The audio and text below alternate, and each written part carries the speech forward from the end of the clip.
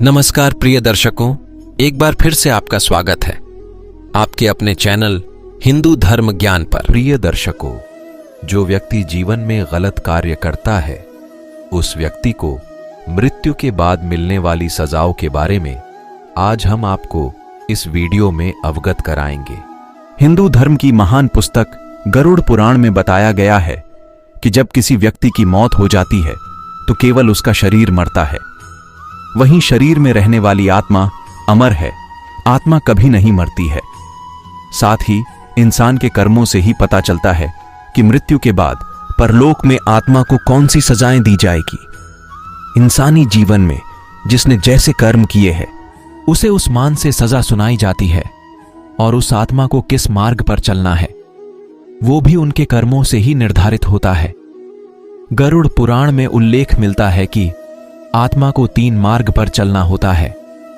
सभी मार्ग से गुजरने वाली आत्माओं को कुछ समय के लिए अलग अलग लोक में रहना होता है, जिसके बाद वह मृत्यु लोक में प्रवेश दिया जाता है। हालांकि उसके बाद ही अधिकतर आत्माओं को यहीं पर जन्म लेना और यहीं मरकर पुण्यनौक जन्म लेना होता है।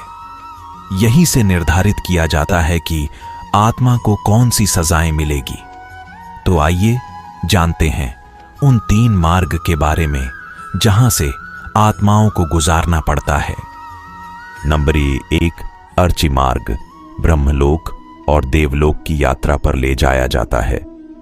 नंबर 2, धूम मार्ग, पितृलोक की यात्रा पर ले जाया जाता है।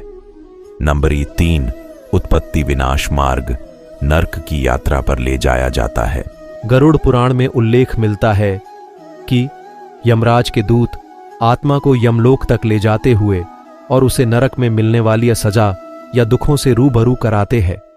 तो चलिए जानते हैं कि मृत्यु के बाद आत्मा को मिलने वाली 15 सजाएं कौन सी हैं।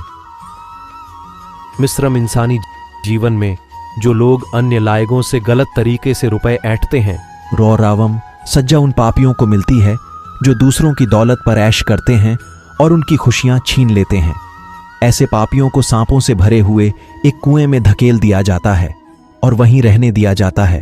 कुंभिपाकम कुंभिपाकम सज्जा उन पापियों मिलती है जो अपनी स्वार्थ के लिए जीवों को मारते हैं।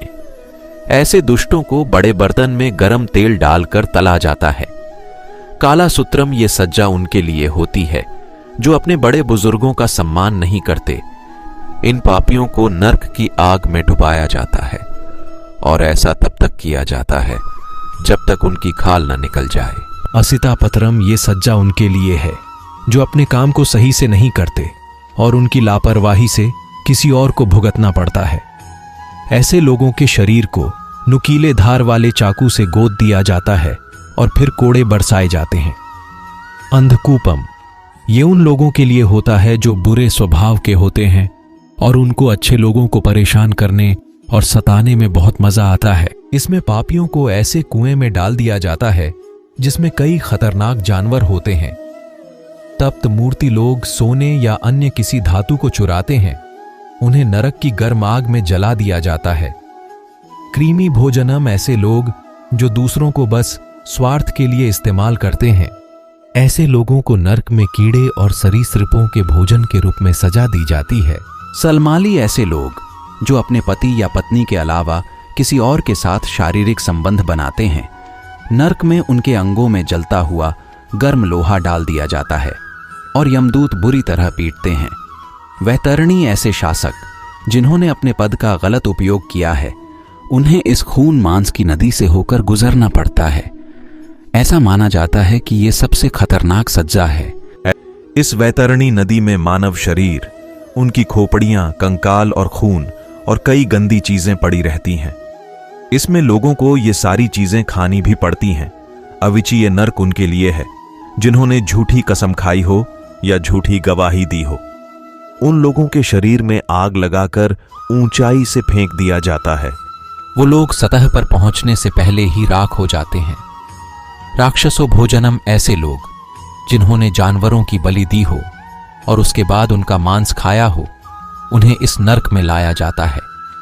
जितने जीवों को पापियों ने मारा होता है वो सारे यहां उपस्थित होते हैं और उनको चीर कर खा जाते हैं।